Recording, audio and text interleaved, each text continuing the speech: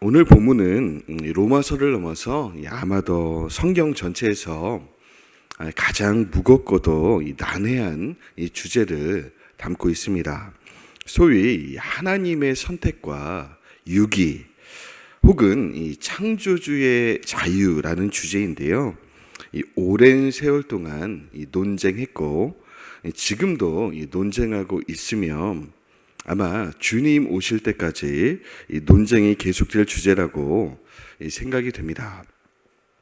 저도 이 고등학교 때 이 본문을 읽으면서 납득이 안 되어서 이 담임 목사님께 질문했던 기억이 납니다. 로마서 9장을 보면 하나님이 선택하신 사람들이 있고 이 버린 사람들이 있는 것 같은데 버림받은 사람들 입장에서는 너무 억울한 것이 아닌가요? 이런 식으로 질문을 드렸죠. 어찌 보면 인간으로서 당연한 질문입니다. 그때 저희 담임 목사님이 머뭇거리시면서 뭐라고 대답을 해주셨는데 전혀 기억이 나지 않습니다. 그때 담임 목사님도 이 본문에 대해서 이 명쾌한 결론을 내리지 못하셨던 것이죠. 그래서 제가 지금 드리는 이 설명은 오늘 본문을 향해 가졌던 질문에 대한 제 자신의 연구 결과라고 할 수 있겠습니다. 오늘 본문을 포함한 이 9장 전체를 요약하면 이렇습니다. 하나님은 창조주시고 우리는 피조물인데 하나님께서 어떤 자들은 이 구원과 영광으로 선택을 하시고 이 어떤 자들은 이 심판과 이 진노의 그릇으로 선택하셨다는 것입니다. 그런데 그들이 하나님 앞에서 뭘 잘했거나 뭘 잘못해서 그런 결과가 나온 것이 아니고 하나님이 마음에 좋으신 대로 선택하셨다는 것입니다. 그러면 아까 제가 고등학교 때 했던 반문이 당연히 나오겠죠. 저만 의문을 가진 것이 아니고 오늘 본문에도 이런 의문을 가졌던 많은 사람들이 있었던 것 같습니다. 19절인데요. 19절 다시 한번 함께 읽어보겠습니다. 시작. 혹 내가 내게 말하기를 그러면 하나님이 어찌하여 허물하시느냐 누가 그 뜻을 대적하느냐 하리니. 조금 쉬운 번역으로 제가 다시 한번 읽어드리겠습니다. 그러면 그대는 내게 이렇게 말할지도 모릅니다. 그렇다면 왜 하나님께서는 우리에게 책임을 묻습니까? 도대체 누가 하나님의 뜻을 거역할 수 있단 말입니까? 이런 질문들이 있었다는 거죠. 억울하고 아무리 생각해도 무언가 불공평하다는 거죠. 바울이 복음을 전할 때 이런 질문들을 자주 받았는지 바로바로 대답이 나오는데요. 바울의 답변, 하나님의 답변이죠. 우리 20절, 21절 또 함께 읽어보겠습니다. 시작. 이 사람아, 내가 누구이기에 감히 하나님께 반문하느냐?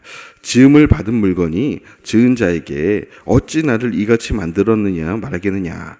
토기장이가 진흙 한 덩이로 하나는 귀 쓸 그릇을 하나는 천이 쓸 그릇을 만들 권한이 없느냐?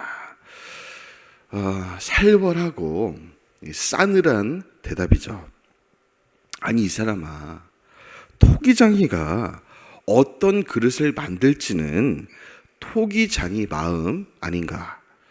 금그릇을 만들 때도 있지만 때로는 지저분한 그릇을 만들 때도 있고 요강도 만드는 거다.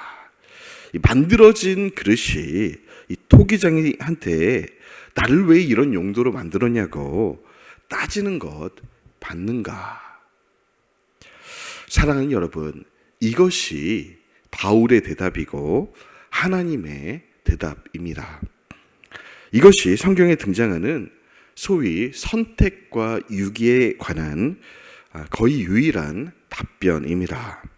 너희 피조물들은 이 창조주의 자유로운 창조와 선택에 대해 말할 자격 자체가 없다는 것입니다. 창조자가 그렇게 하고 싶어서 그랬다는데 뭐가 문제냐는 거죠. 야곱과 에서를 창조하신 이 토기장이가 야곱만을 선택한 것은 이 토기장이의 자유라는 것입니다.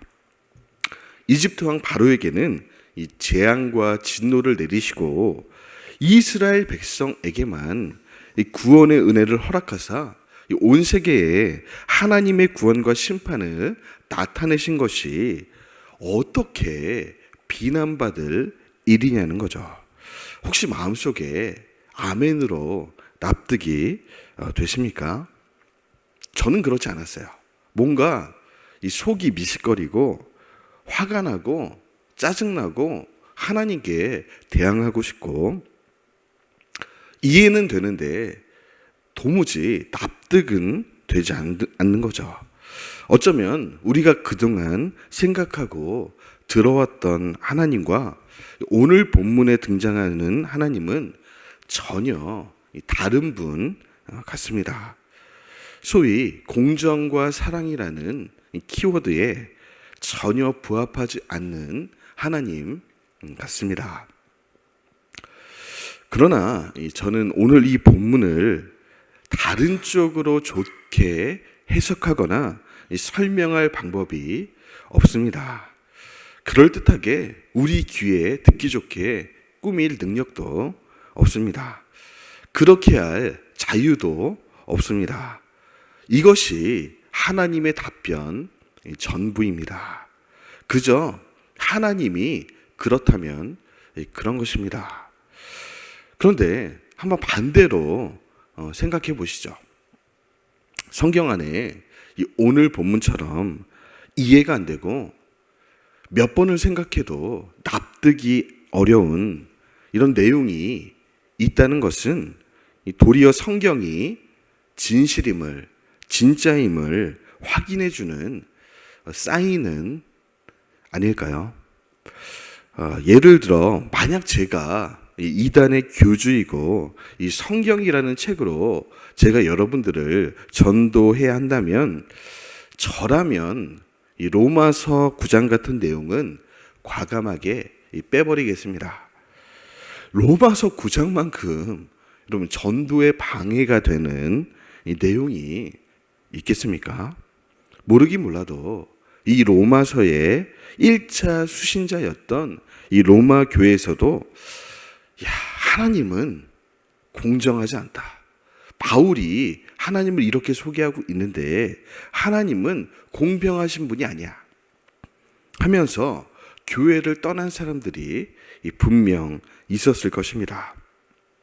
그럼에도 이 로마서 9장이 그 자리에서 찢겨지지 않고 오늘 본문이 성경에 있어서 2000년이 지난 지금 우리가 읽고 있다는 것은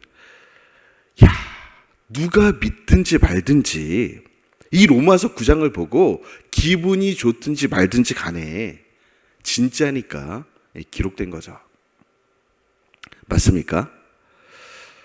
복음서에 나오는 수많은 예수님의 기적들도 마찬가지라고 생각이 됩니다. 제가 만약 이단의 교주라면 오병이어나 예수님이 무리를 걷는 이런 사건들, 소위 황당해 보이는 사건들은 당연히 빼겠습니다. 이런 황당한 내용을 넣으면 이 전도가 될까? 빼버리자. 죽음 이외에 지옥이 있다고? 무슨 놈의 지옥이냐? 지옥 같은 얘기를 하면 이 시대 사람들은 무서워하기도 하고 두려워하니까 지옥 같은 내용은 복음 전할 때 빼버리자. 천국만 있다고 하자. 그러니까 복음을 전할 때 하나님의 사랑, 윤리적인 교훈들, 우리가 납득이 되는 이 상식적인 내용들만 넣자. 여러분 이렇게 하지 않겠습니까? 이단 교주들은 실제로 이렇게 하죠. 이단만 그렇게 한 것이 아니고 약 100년 전부터 수많은 이 유럽의 교회들도 이렇게 합니다. 소위 역사적 예수라는 이 신학적 사조가 유럽 교회 안에 들어왔는데 이런 내용이에요. 예수가 역사적 인물은 맞는데 적어도 메시아나 그리스도는 아니라는 거죠. 그러니까 이 땅에 실존했던 인물은 맞는데 우리가 생각하듯 구원자, 부활하신 분, 동정녀 탄생 이런 거는 이 후대의 교부들, 이 바울이 신격화해서 첨가한 내용이다. 여러분 아멘이십니까? 이 아멘 하시면 여기서 큰일 나죠. 그런데 유럽 교회들은 이 얘기에 아멘하고 100년 전부터 그렇게 이 설교 교육을 해온 거죠. 그러니까 유럽 교인들이 미쳤다고 교회 가겠습니까? 예, 축구 경기장에 가도 교회에는 절대 가지 않습니다. 그래서 유럽 교회들이 다 문을 닫고 예배당을 팔고 있는 거죠. 우리가 생각하는 것보다 아주 오랜 예전부터 유럽 교회는 끝이 났습니다. 그런 의미에서 오늘날 우리에게 요구되는 믿음은 매우 심플한 것입니다. 성경에 기록되었다면 그대로 믿는 것. 이 믿음이 우리에게 요구되는 거죠. 그래서 바울은 복음을 전할 때 뭔가 나이스하고 세련되게 구도자 중심적으로 이 복음을 전하지 않았습니다. 믿으라고 억지로 강요하지도 않았습니다. 믿든지 간에 믿지 않든 간에 화를 내든 간에 화내지 않든 간에 상관없이 하나님의 진리라면 기록된 그대로 믿고 그대로 전했습니다. 그래서 저도 오늘 로마서 9장을 있는 그대로 믿기로 했습니다. 하나님이 어떤 사람을 선택하시고 어떤 사람들은 선택하지 않으신 이 자유에 대해 피조물로서 인정하기로 했습니다. 왜입니까? 내가 인정하지 않는다고 해서 로마서 9장은 결코 사라지지 않을 것이기 때문이죠. 참 진리는 고독하나 영원하기 때문입니다. 기도하겠습니다.